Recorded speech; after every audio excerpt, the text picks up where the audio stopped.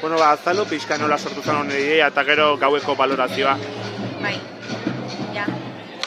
Bueno, urtero nemaki, tanborra da osatu behar genula, eta urtero ezezkoa, etzala osatuko, jendia ez ginala bilduko, eta orduan urten ja esan, bueno, hauten atera behar deu, bai edo bai.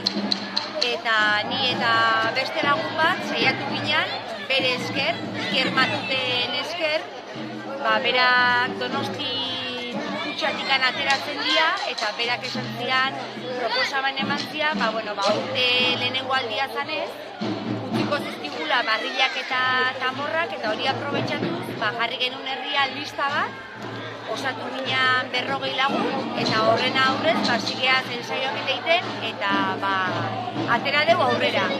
Gaua oso ondo junda, aurrena afaldu deu, giro politia ospatu deu, eta tamborra da oso ondo atera da, bai kantinerak, zuzendari, eta gu ere bai tamborra eta barriak oso ondo, eta urrungo urtea begira, pentsatu dugu berriro egin behar deula, bai, oso guztua.